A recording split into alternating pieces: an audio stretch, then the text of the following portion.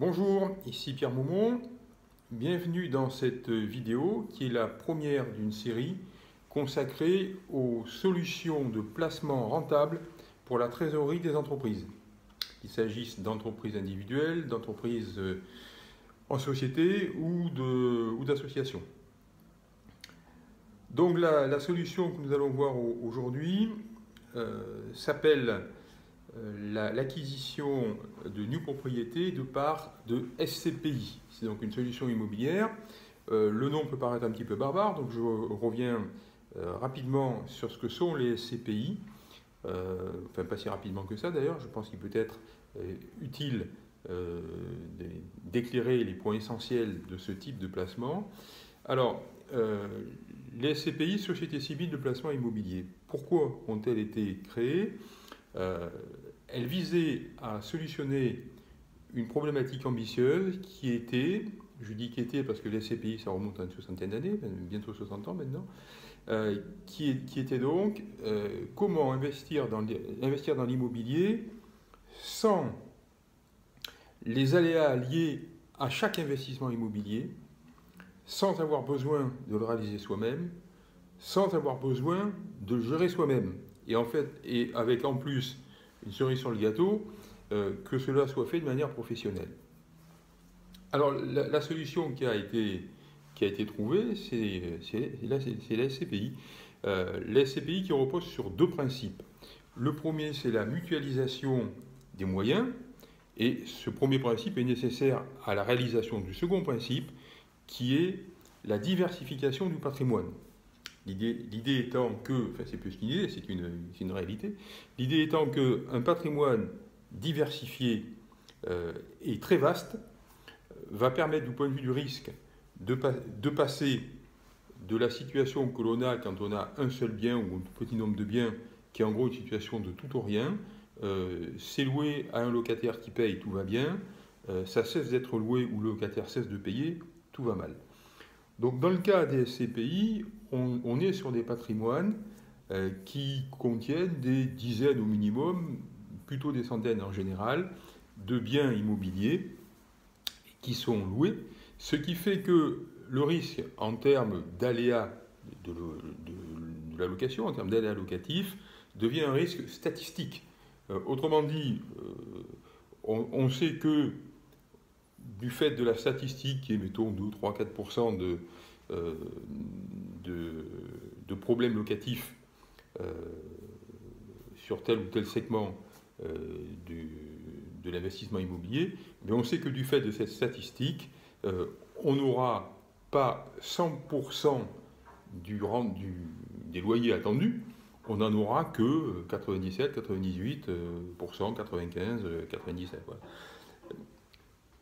Donc on a réussi à régler la question du risque de l'immobilier, puisqu'à partir du moment où vous êtes porteur de part de SCPI, la statistique dont je vous parle est fiable, enfin, est stable dans la durée. Donc vous savez que ces parts vous donnent X% de résultats. C'était comme ça en 2016, ça sera comme ça en 2017, etc. Avec évidemment de petits écarts, puisque la statistique peut fluctuer très légèrement. Mais en tout cas, vous n'avez pas une situation qui peut varier du tout au tout d'une année sur l'autre. Donc ça, c'est la première raison des SCPI. Alors, pour que tout cela fonctionne et que les investisseurs, les épargnants, fassent confiance aux SCPI, le législateur a encadré l'activité des SCPI de manière stricte, d'abord du point de vue du Code civil. Les SCPI doivent satisfaire des contraintes sécuritaires importantes en ce qui concerne leur statut et les droits des associés. Les associés, c'est tout simplement les épargnants qui mettent leur argent dans les SCPI. Également, du point de vue financier, les SCPI agissent en vertu d'une autorisation de l'autorité des marchés financiers et pour avoir une autorisation de l'AMF, il faut montrer patte blanche au niveau à la fois du sérieux de l'organisation, au niveau des compétences des gens, au niveau évidemment de l'honorabilité, et on est en permanence susceptible d'être contrôlé, et l'AMF ne se prive pas de contrôler les acteurs du marché financier. Donc on a affaire à un véhicule d'investissement qui est hautement sécuritaire et qui est performant. Alors performant, ça dépend des types de SCPI, puisque le principe de SCPI, finalement, c'est un patrimoine immobilier diversifié et mutualisé. En fonction du résultat qu'on veut obtenir, on peut investir plutôt dans tel type d'immobilier que dans tel autre, etc. Les SCPI qui nous intéressent, ce sont ce qu'on appelle les SCPI de rendement, qui sont les plus rentables du marché, ce n'est pas pour rien qu'on leur a donné ce nom. Pour ce faire, elles sont investies principalement dans de l'immobilier professionnel. Alors l'immobilier professionnel, ce sont les immeubles de bureaux, les locaux commerciaux, les centres commerciaux, les plateformes logistiques, enfin bref, tout ce qui est lié au fonctionnement de l'économie. Et aujourd'hui, et depuis longtemps d'ailleurs, cette catégorie d'immobilier qui fournit les meilleurs rendements. Donc ces SCPI de rendement sont assises sur ce type d'immobilier. Les rendements que l'on observe dépendent bien sûr des SCPI, de leurs caractéristiques propres. La palette large de 2016, ça a été une fourchette de rendement de 4 à 6%. Bon, hors fourchette, parfois c'était un peu inférieur à 4, parfois un peu supérieur à 6. Une bonne partie, on va dire l'essentiel du marché des bonnes SCPI se situant autour de 5, 4,80, 4,90, 5, 5,20, voilà. Quand c'est mieux, ben, tant mieux, c'est bien. Après, il faut vérifier un certain nombre de paramètres, de critères concernant l'organisation de ces différentes SCPI. Donc voilà pour la performance. On a donc là un outil qui, à la base, va être un bon outil pour faire du placement de trésorerie. Alors après, il faut pouvoir en sortir quand on fait du placement de trésorerie. Alors bien, les SCPI sont facilement négociables. Les parts de SCPI sont facilement négociables, ça fait longtemps. Et tant qu'on est en situation immobilière normale, ou tout du moins pas en situation immobilière de crise aiguë, les parts de SCPI se négocient rapidement, c'est-à-dire quelques jours, une semaine, 15 jours. Alors la rapidité et la liquidité dépendent aussi en partie des statuts, donc du type de SCPI, mais là je n'entre pas dans les détails. Ce qu'il faut retenir, c'est qu'à l'heure actuelle, dans tous les cas, les SCPI de rendement, les parts de SCPI de rendement sont très facilement et rapidement accessibles. Les SCPI, parce que ce sont des biens physiques, finalement, enfin, la SCPI n'est pas un bien physique, c'est une société, mais derrière ça, il y a des biens physiques, ont une deuxième caractéristique, c'est que leurs parts sont démembrables. Autrement dit, on peut faire du démembrement de parts de SCPI, ce qui veut dire que certaines sociétés de gestion de SCPI, donc la société de gestion, c'est la société qui, à la base, a créé la SCPI, qui a réuni les premiers associés, qui ensuite a collecté les fonds, a acheté des immeubles, etc. Bon, certaines sociétés de gestion, qui sont bien implantées en termes de taille et de compétences, donc on va dire les acteurs les plus solides et les plus compétents du marché, sont capables de commercialiser des parts démembrées de SCPI. Alors qu'est-ce que c'est que des parts démembrées de SCPI ? Il faut savoir que le démembrement d'un bien immobilier par exemple, ou d'un bien immobilier comme des parts, ça consiste à séparer une partie qu'on va appeler la nue propriété d'une autre partie qu'on va appeler l'usufruit. Sachant évidemment que le rassemblement de la nue propriété et de l'usufruit, ça représente ce qu'on appelle la pleine propriété, c'est-à-dire la propriété, entre guillemets, normale, au sens où on l'entend habituellement. Cette séparation, ce démembrement, permet de commercialiser séparément la nue propriété et l'usufruit. Bon. Nous, ce qui va nous intéresser, c'est l'achat d'usufruit. Alors, l'achat d'usufruit, ça veut dire quoi? Alors, concrètement, il s'agit d'usufruits qui ont une durée, enfin, un démembrement qui a une durée limitée. Donc, il va s'agir d'acheter des usufruits d'une durée de 5 ans. Au terme des 5 ans, eh bien, l'usufruit rejoindra automatiquement la nue propriété qui aura été achetée par une autre personne, morale ou physique, et l'usufruit ne vaudra plus rien. Alors pendant ces 5 ans, l'usufruit va être très rentable. Pourquoi? Parce que l'usufruit, c'est lui qui va bénéficier du rendement total de la part. Donc prenez une part donc du SCPI qui vous délivre, mettons, du 4,80% par an en 2017.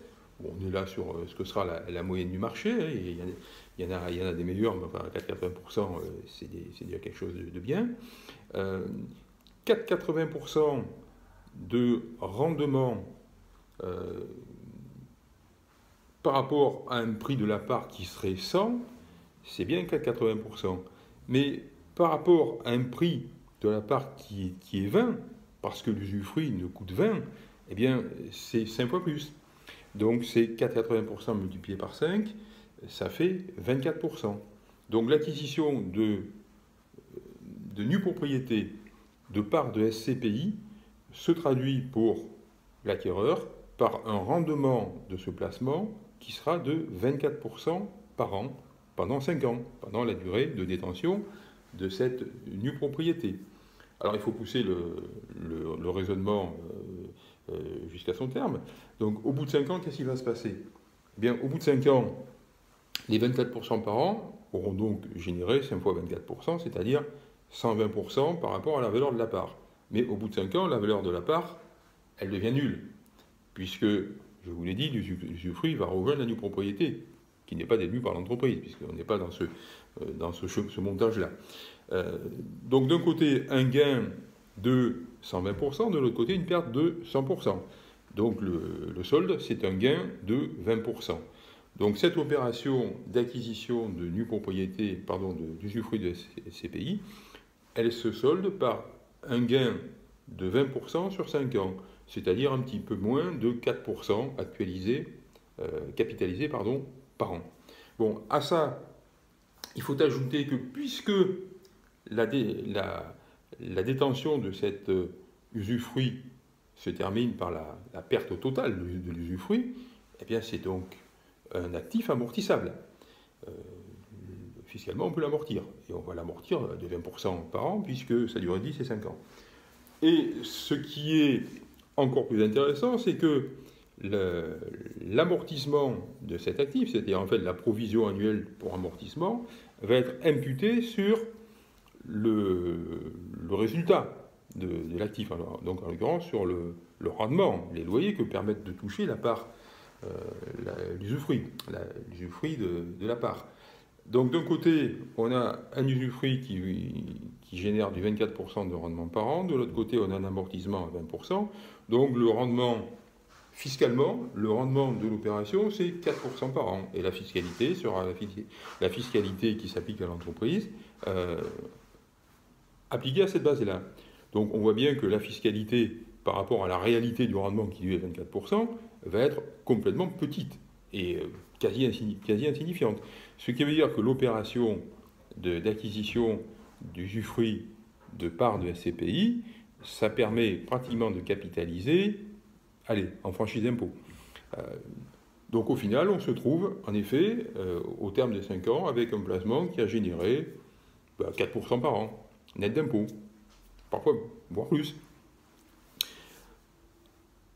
Donc c'est formidable. Alors, formidable, on se dit, est-ce qu'il n'y a pas un loup quelque part quand même? Ben non, il n'y a pas de loup. Le résultat formidable, il tient à deux choses qui sont absolument incontestables, à la fois sur le plan civil et sur le plan fiscal. C'est d'une part les bons rendements dans le long terme des SCPI qui sont établis depuis maintenant des décennies, et puis le levier, l'effet de levier du démembrement. Le démembrement étant une opération civile qui n'est absolument pas contestée par aucune instance juridique. Donc cette solution est donc très performante. Elle est également très, très simple, parce que, très accessible, puisque le ticket d'entrée pour acheter des usufruits de part de SCPI, quand l'acheteur est une entreprise, donc une personne morale, c'est moins de 10 000 euros. Enfin, ça dépend des SCPI, mais c'est 6 000, 7 000, 10 000 euros. Voilà, enfin, c'est pas plus que ça. Donc, opération très performante, qui est accessible, qui est fiscalement ultra avantageuse. Quelque part, c'est un must en matière de placement et en l'occurrence de placement de trésorerie. Alors, si en plus on s'amuse à comparer ça, c'est pourtant ce qu'il faut faire, avec les solutions habituelles de placement de la trésorerie d'entreprise, le compte à terme, le dépôt à terme, les placements monétaires, enfin les livrets, machin truc, dont les performances dans la durée sont absolument ridicules, ça fait réfléchir. Donc je vous invite effectivement à réfléchir à ça. Donc cette vidéo s'achève sur cette injonction, cette recommandation sympathique que je vous fais. La prochaine sera consacrée à une autre solution de placement de la trésorerie, elle aussi dans l'immobilier, et la suivante à une solution qui, elle, par contre, passe par du financier, par des produits financiers, plus proches certainement de ce que vous pratiquez, sauf que des différences notables quand même dans l'organisation de la solution font qu'on se trouve avec des performances qui sont de plusieurs points par an et non pas entre 1 de l'ordre de 0, 0,5, 1 ou 1,5%. Donc vous pouvez bien évidemment, à partir de cette présentation rapide, vous tourner vers moi si vous souhaitez plus d'informations et plus de précisions, soit par email comme d'habitude, soit par téléphone. Je suis bien sûr à votre disposition pour cela. Et j'espère fortement, je serais même étonné que ce ne soit pas le cas, que ce que je viens de vous expliquer là ne vous ouvre pas des perspectives nouvelles. Et je vous dis à très bientôt pour une nouvelle vidéo.